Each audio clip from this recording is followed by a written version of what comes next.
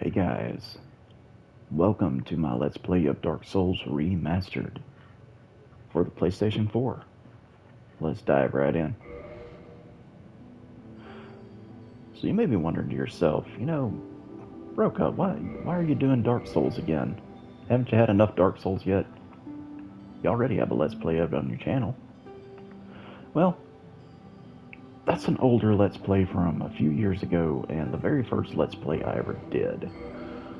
So, yeah, there's some things I think I could have done a lot better on it, and looking back, I feel like that particular Let's Play is fairly cringe.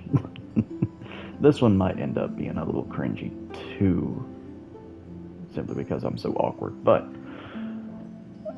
I want to take my time and just play Dark Souls slowly, read a lot of the item descriptions, and talk about lore, stuff like that. I'm not going to call it a lore playthrough per se, but definitely just a slow run. So, for class, I'm gonna go with the warrior because I really like, even though the warrior has its drawbacks, I really like him. I like how it looks. I like starting with the long sword and the heater shield. For my gift, I will not be using the master key. I'm gonna choose the pendant, which doesn't really do anything, but I think you might can trade it to the crows for something. Average physique and face, commoner. That's just fine. Unfortunately, Dark Souls 1 doesn't have options for beards, so can't do any facial hair, so, eh, you know, I'm not gonna mess with this too much. Close enough. Yeah, so, let's dive right in.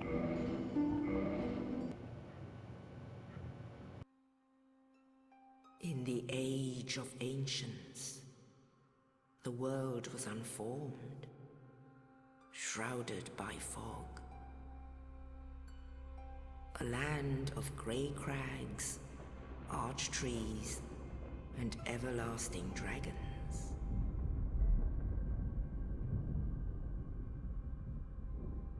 But then there was fire, and with fire came disparity. Heat and cold, life and death, and of course, light and dark.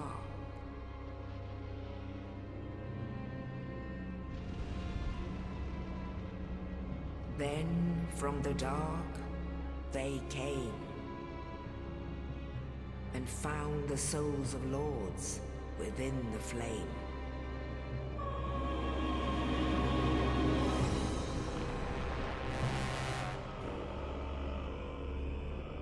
Nito, the first of the dead.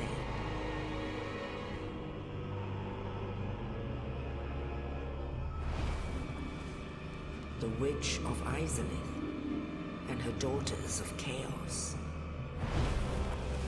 Gwyn, the Lord of Sunlight, and his faithful knights.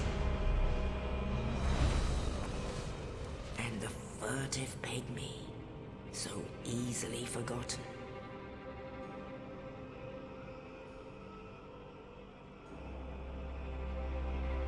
With the strength of lords, they challenged the dragons.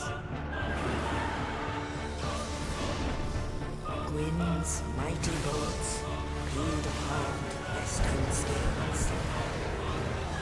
The witches weaved great firestorms.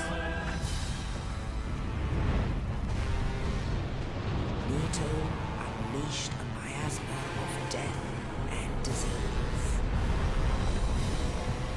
And Seath the Scaleless betrayed his own, and the dragons were no more.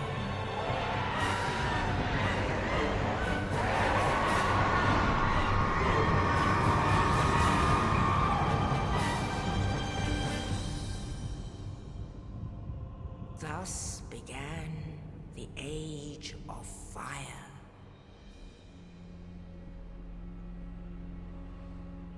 But soon the flames will fade, and only dark will remain.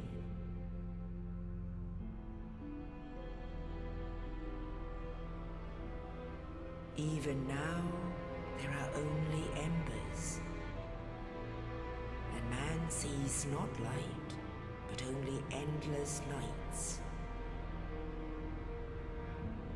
And amongst the living are seen carriers of the accursed dark sign.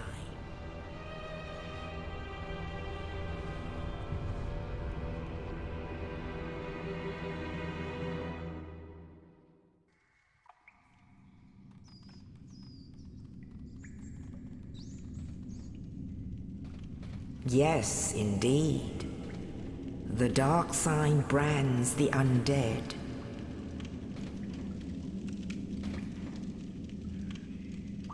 And in this land, the undead are corralled and led to the north.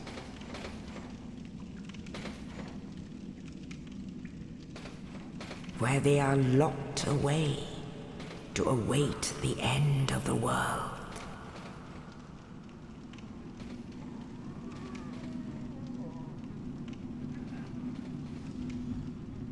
This is your fate.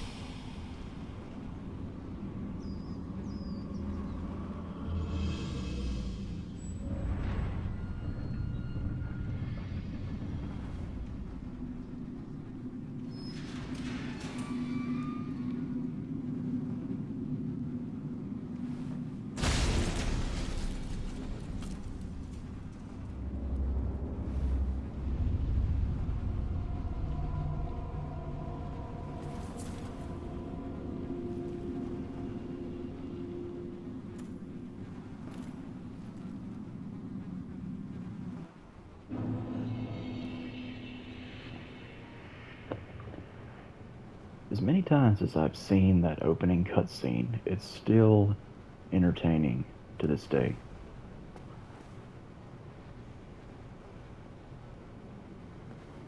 A nameless warrior, well, not nameless because I gave him a name, but a warrior with apparently no past or, no recollection of his past. Is in this cell, secluded by himself to the north, it is said.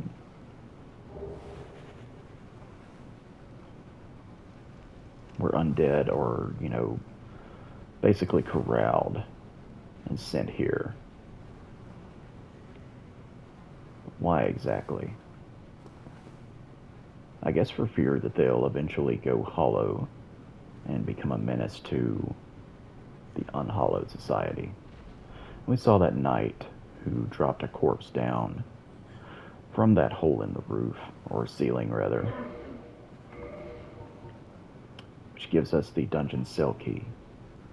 The mysterious knight, without saying a word, shoved a corpse down into the cell, and on his person was this key. Who was this knight, and what was his purpose? There may be no answers, but one must still forge ahead. So it reminds me, the lore and story of Dark Souls 2 ties in nicely with what's going on here. The sense of forging ahead without really even knowing why. I know a lot of people like to think of Dark Souls 2 as kind of retcon in a lot of ways, or that it doesn't tie in with the lore of the other games very well, but I beg to differ. Let's see, there's black crystal, long a symbol of farewell, is granted to banished undead, so I'm a banished undead. The crystal sends phantoms back to their homes, or sends you back to yours. Beware a fickle use of this item if you intend to nurture relations. So I wonder who gave us the black separation crystal. Why do we have it? My starting gift, pendant, a simple pendant with no effect. Even so, pleasant memories are crucial towards survival on arduous journeys. There is one other way to get this item in the game, and that is from an NPC once you kill them, or if you find them dead. The Dark Sign. The Dark Sign signifies an accursed undead. Those branded with it are reborn after death, but will one day lose their mind and go hollow. Death triggers the Dark Sign, which returns its bearer to the last bonfire rested at, but at the cost of all humanity. and souls. So, Undead are branded with the dark sign. By who and for what purpose? Goes back to, makes me think of Dark Souls 3 and the Ringed Knights, and how the dark sign, was basically put on those knights in order to keep the dark powers of the abyss in check. If I'm remembering that correctly, I'd honestly have to go back and read it, but I'm wanting to say that's what that's all about. And then, of course, we have the straight sword hilt. The hilt of this lost sword was found discarded in the Undead Asylum, so it doesn't necessarily belong to the character who found it here. Only slightly better than one's bare hands, and not recommended for extensive use. Be certain to find a replacement quickly. Let's read up on some of this armor. A sturdy helm made of iron. Excuse me. Gotta clear my throat here. Very common type of protective gear. It provides a sound level of defense. It is wise to wear a sturdy form of head protection against arrows and other physical threats. Yeah. So just simple foot soldier gear. We got that key. Lets us out. Obviously. What else would it do? I'm just gonna kind of run through here. Maybe take a look at the stray demon here. Patrolling around, not really doing anything. Looks like he flung some poor soul into these bars so hard that it broke them. And I remember hearing a theory that the corpses you find in Dark Souls games, how can undead, they keep coming back, so how can they become corpses? The theory states that the hollow has become so hollow that they've completely given up any will to go on whatsoever, and that they're not actually dead, but that they're just kind of in some form of stasis, still alive, if you want to call it alive. I don't know. Interesting theory. But it is just a theory. So let's run through the Asylum here. You're just kind of sitting chilling in the water, aren't you? Almost never noticed that hollow there. Alright.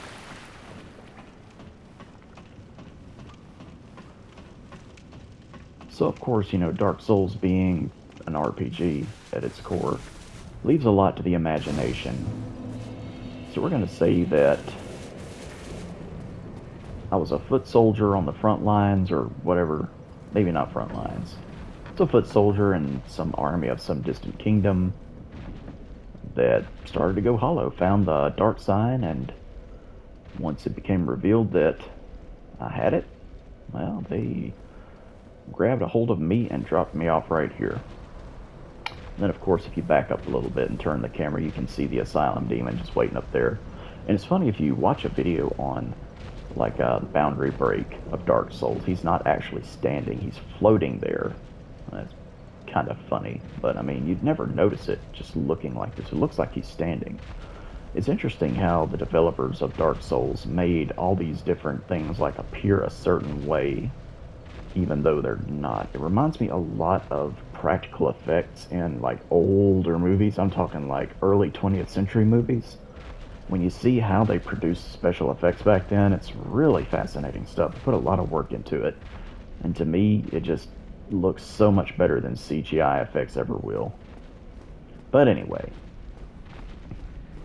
You run up, you see the Asylum demon, it's like, oh, I can't fight you with a straight sword hilt. I'm gonna go through this open door.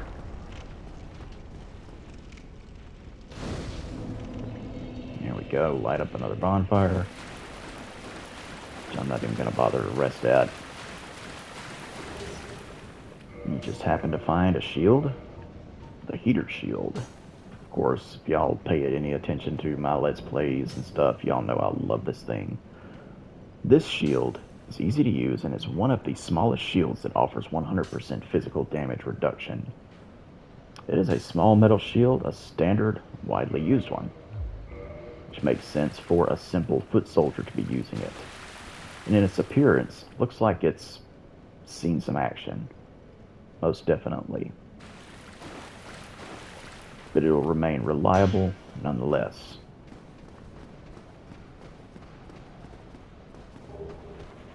And then a long sword. Simple, but so effective. Widely used standard straight sword, only matched in ubiquity by the short sword. An accessible sword which inflicts consistent regular damage and high slash damage, making it applicable to a variety of situations. I don't think this actually deals what the game considers slash damage, like the scimitar or the falchion or something like that, because on attack type you see regular and thrust damage, but whatever. So the perfect equipment for simple yet deadly foot soldier.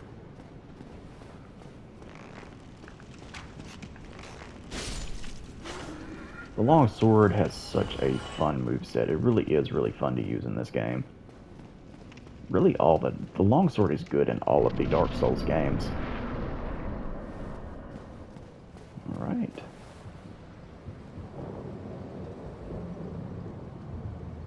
If you look here, you can see the fog wall over there where we'll eventually do a plunging attack down onto the Asylum demon.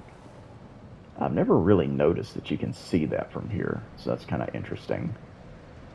This Asylum almost has the appearance, in some ways, of like a ruined... I don't know, this here reminds me of a cathedral, and y'all know, paying attention to me, like I'm cuckoo for cathedrals. Love the things. So any little thing that reminds me of them, I'm probably going to say something about. Of course, nothing over here. And I can remember, like, when I first played the game, I was like, hey, can I get up there to get that item? Of course you can't. Unfortunately. We'll be getting that later.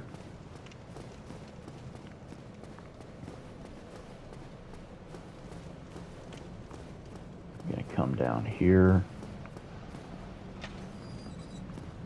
And if you wanted to... can you go back through this door? I don't think you can. Yeah, locked by some contraption. No. So you have to keep going the other way. And of course, you know, I know to expect that. Trap there.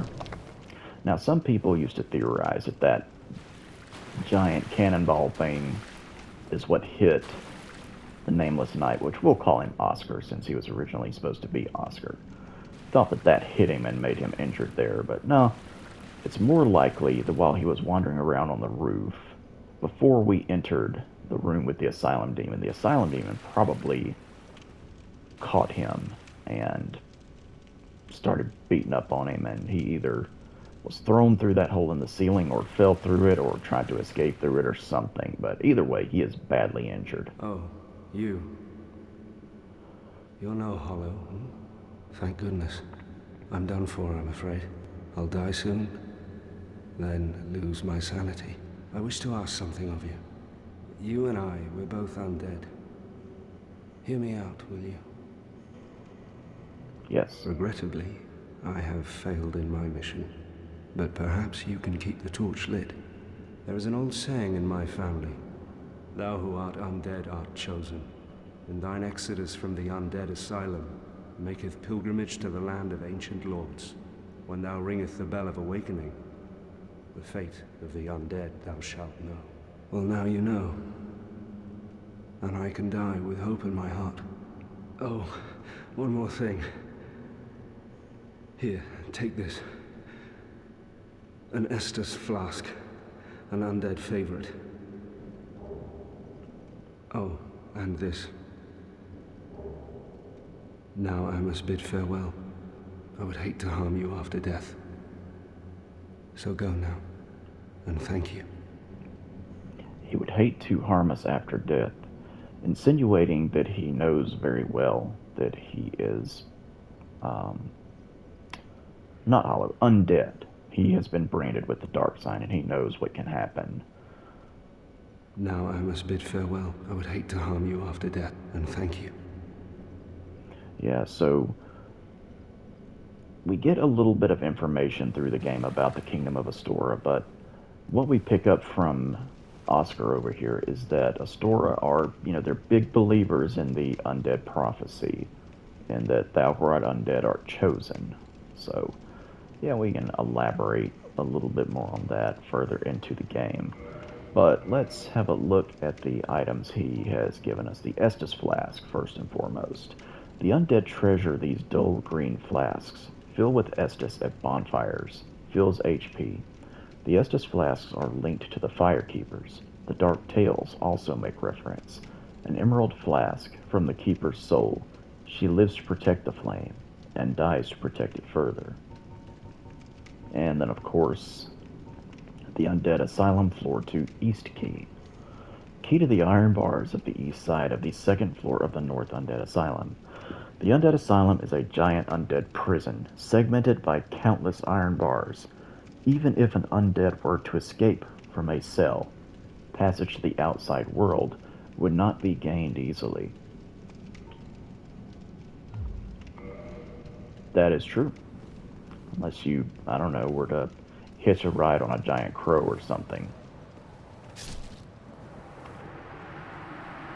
Now, whether that's Oscar just dying from his injuries or killing himself, maybe. I mean, you hear that kind of a sword slash there. And then his corpse has disappeared. But my thing is, like, why... I don't quite understand why he goes hollow after this and doesn't just respawn at a bonfire like other undead. Maybe it's because he's not the chosen undead. I don't know.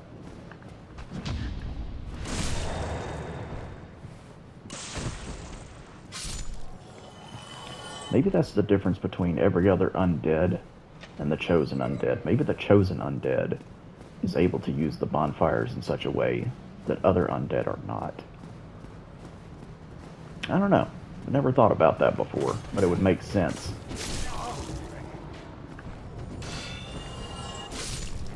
Love that R2. He dropped a broken straight sword, which is actually a little better than the straight sword hilt, if you can believe that. Sure, let's read that. Half of the blade of the straight sword is broken off. Only the completely hollowed would even consider using this as a weapon. Indeed. And we got a hollow soldier here. Gotta love those parries. And unfortunately, he's not going to drop us anything. Alright. Let's come on in here and kill us an Asylum demon. Hello. Of course, whenever you do a jumping attack off of that ledge, you get a little bit of extra damage. And just run around behind and spank that big juicy Asylum demon booty. And just like that, he's gone. Victory achieved. You defeated. Alright, couple more items here. Humanity, what could this be? Rare, tiny black sprite found on corpses. Used to gain 1 humanity and restore a large amount of HP. This black sprite is called humanity, but little is known about its true nature. If the soul is the source of all life, then what distinguishes the humanity we hold within ourselves? Interesting question there.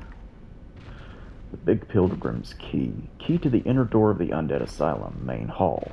Big key belonging to a chosen undead pilgrim. But this chosen undead knows not what this pilgrimage has in store.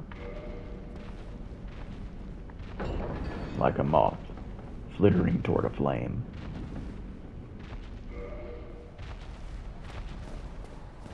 Those words are going to come up later.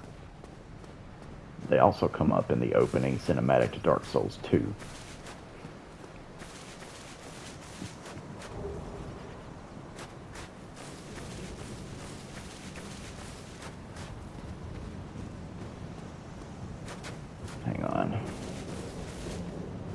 Yeah, and then the crows are over here. I don't know if they're even active this early. Yeah, they are. Okay. You, give me warm, give me soft. I know for a fact that I can trade the pendant with them, but I don't know what it gives me, so I am going to hold on to my pendant a little longer. It reminds me of something. Kind of like Manus, that I'm just clutching onto a pendant. So you come out here to the outside of the Undead Asylum, and it's like, where do you go now? The description of the keys are like, this undead does not know what is in store for him. If you were to escape from the asylum, where would you go after that? Seems to be very, very high up. Makes me think of playing Skyrim and climbing a mountain at damn near a 90-degree angle with a horse. That's always a fun time. Only in the ancient legends it is stated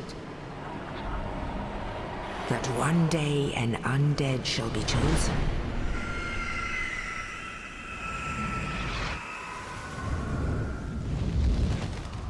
To leave the Undead Asylum in pilgrimage to the land of the ancient lords. Lordran.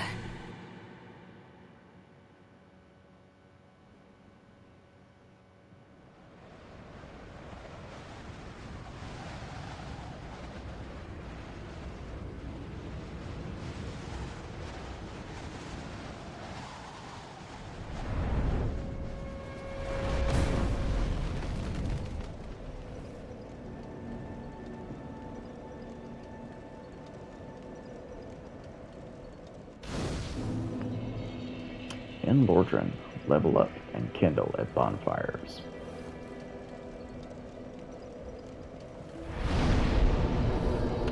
Alright, a pilgrimage it says. What type of pilgrimage, I wonder? What am I going to level up first? What will I buy? I'm going to hold on to my souls and maybe do some talking first. Can't remember if you can buy, like, information from Petrus this early, but I'm going to see. It's got some humanity from this corpse that's bent over this well. And just so you know, if you happen to be able to jump from that ledge and make it into the well, you fall to your death. So there is one NPC already kind of sitting here at Firelink Shrine. He probably got here the same way we did. Let's have a chat with him, shall we? Well, what do we have here? You must be a new arrival. Let me guess. Fate of the undead, right? Well, you're not the first. But there's no salvation here. You'd have done better to rot in the Undead Asylum. But too late now. Well, since you're here, let me help you out. There are, actually, 2 bells of awakening. One's up above in the Undead Church. The other is far, far below, in the ruins at the base of Blight Town. Ring them both, and something happened. Brilliant, right? Not much to go on. But I have a feeling that won't stop you. So, off you go. It is why you came, isn't it? To this accursed land of the undead? So a recurring character in pretty much all of the Souls games is the Crestfallen Warrior. That goes all the way back to Demon Souls. But I find it interesting in how his language, by telling us that there are actually 2 bells of awakening, it's almost as if he knows what we have been told thus far. So what does that imply about Oscar of Astora, or the Nameless Knight? Perhaps Nameless Knight has been in the Undead Asylum for a while, helping different people like come through to escape and get to Lordran. Maybe the Crestfallen Warrior had met him at one point and heard the same story, and then after doing a little bit of his own exploration, discovered that there are two bells of awakening. But he hasn't rung either one of the bells. He seems to think it's fruitless and, you know, hopeless and all that kind of stuff. So, gives you a little bit to think about. Think about Lautrec and his mission and what he does in this game. And I wonder if maybe the two of them had done some talking at some point. I don't know. It makes you wonder. Ah, your face. You're practically hollow. But who knows? Going hollow could solve quite a bit. Yeah, make you forget about, you know, your worries and your fears and all that stuff by becoming a soul-hungry zombie, more or less. But we learned from Dark Souls 3 that there's actually much more to hollows than just that. That they can be fairly sophisticated. What? Restoring your humanity? Well, there are a few ways to go about it. Collect it bit by bit from corpses. Or you can butter up a cleric and get yourself summoned. And the quickest way, although I'd never do it, is to kill a healthy undead and pillage its humanity. Coveting thy neighbor is only human, after all.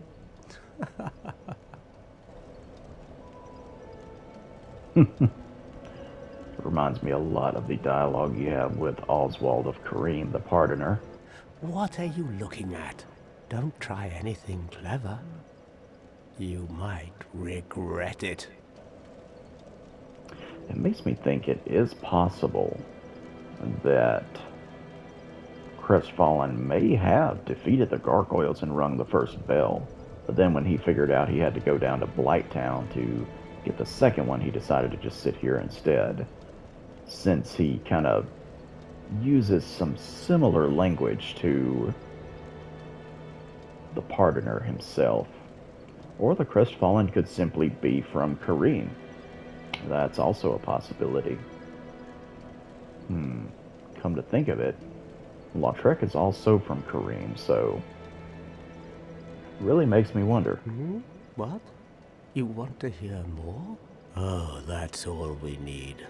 Another inquisitive soul. Well, listen carefully then. One of the bells is up above in the Undead church, but the lift is broken.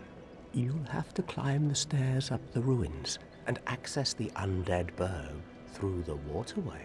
The other bell is back down below the Undead Burg, within the plague-infested Blighttown. But I'd die again before I step foot in that cesspool. And there you go. So yeah, the way he talks about going up through the Undead Burg, it sounds like he's been there. Bloody hell, what is it now? You ask too many questions. Well, inquiring minds must know. What now? I'm not up for chatting. Leave me alone. Yeah. The NPCs can, seem a little, when you very first play the game, they don't seem like they would be that interesting or give away that much information. But the more you talk to them, the more stuff they do indeed give away. Interesting stuff that's easy to miss.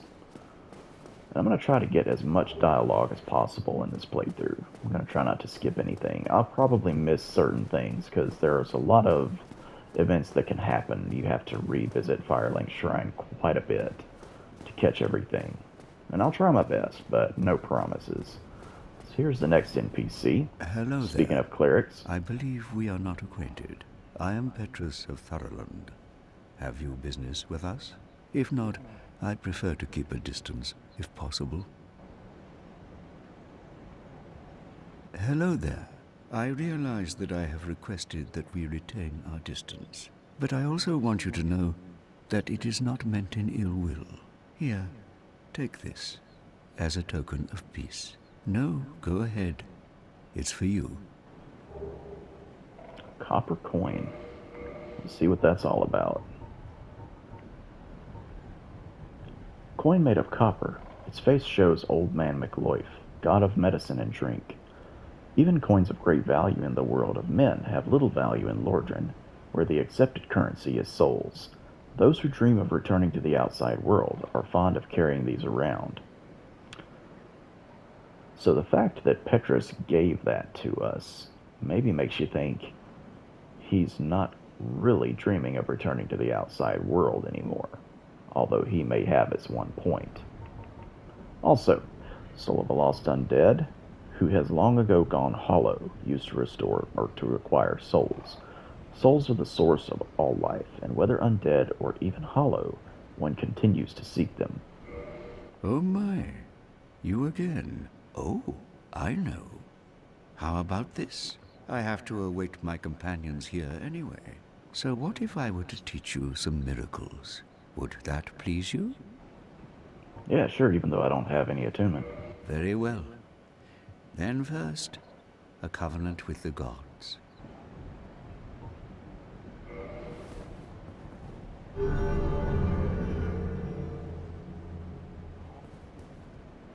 Now let me share my miracles. Only their ultimate effectiveness will be determined by your efforts and your faith. No lies there. Let's go ahead and get the shrug gesture. See what else I can get him to talk about. My companions are Milady and her young knights. She is young, but burdened by an undead mission. We are her defenses, to keep her from harm. An undead mission? Regrettably, I cannot share that with you. But you are my pupil. Perhaps if you show your faith. Reminds me an awful lot of Lycia Blendelt from Dark Souls 2. Very well. I can surely tell you, of all people, undead clerics are given a mission to seek kindling. Kindling is the art of feeding bonfires with humanity. Through kindling, we shall one day be granted magnificent powers. Very well. Undead kindling through Yeah, so they seek the rite of kindling in the catacombs. And he seems to be waiting for them to arrive, but I wonder from where, because, we got here from the Undead Asylum by hitching a ride with a giant crow. So how are the two knights and who he referred to as Milady, how are they getting to Lordran, the land of the gods? Or are they already here, just in a different location?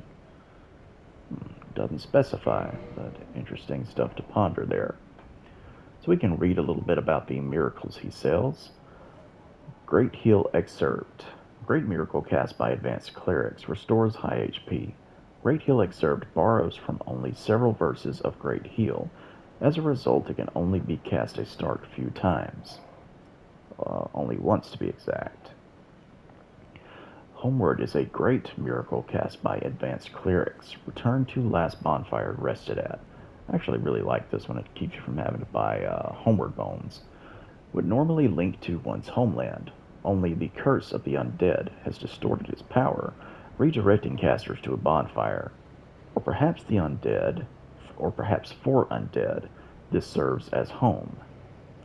Yeah, I mean, if you're anything like this undead, you don't really have memories of your home to begin with, so, yeah. Common Miracle, Force, Common Miracle amongst Cleric Knights. Create Shockwave. This quickly acting miracle inflicts no damage, but propels foes back and defends against arrows. Cleric Knights use this miracle when charging into enemy mobs. Which probably isn't the smartest thing to do. Seek Guidance. Miracle of Clerics on an undead mission. Display more guidance from other worlds. Guidance facilitates communication between undead, but their value varies greatly. A balance of faith and wisdom is required. Not quite sure why it mentions wisdom. I guess just knowing where to use it, because if I'm not mistaken, Seek Guidance if you're playing offline or something, or even online. Online, it'll reveal more messages, but I think if you use it in certain places, it will reveal hidden developer messages. I could be wrong about that. Somebody let me know in the comments if that's true or not. And then, of course, Heal, an elementary miracle cast by clerics, restores HP. To cast a miracle, the caster learns a tale of the gods and says a prayer to be blessed by its revelations. Heal is the shortest of such miraculous tales. And we got the talisman. Medium for casting miracles of the gods. Standard talisman issue to common believers. Equip talisman to cast miracles. Attune miracles from a scroll at a bonfire. Most miracles have limited number of uses. And the Thorolin Talisman, medium for casting miracles of the gods. This talisman is only granted to high-ranking Thorolin clerics, has high miracle adjustment, which, thanks to divine protection, is not dependent upon faith. It's interesting. Come again. The effectiveness of the teachings depend upon your faith.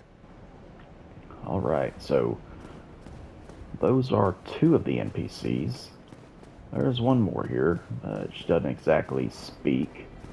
Of course, if you're familiar with the game, you already know the Firekeeper down here. Behind these bars, for one reason or another. No response. She cannot speak. Yep. Nothing much we can do with her just yet. But we'll get there. Let's see how long I've been recording this part. Yeah, after having spoken to all the NPCs and done the Asylum, that's probably a good place to call it. So next time, I'll explore the rest of Firelink Shrine, set up a few things, grab a few early items from the surrounding areas that will help me out on my journey. And then we'll proceed to go up through the Undead Burg, through the waterway, because of course I'm not using the master key, so we're going to progress in the game the way the developers quote-unquote intended for us to. So thank you so much for watching. I will see you soon with more Dark Souls Remastered. Until then, y'all take care.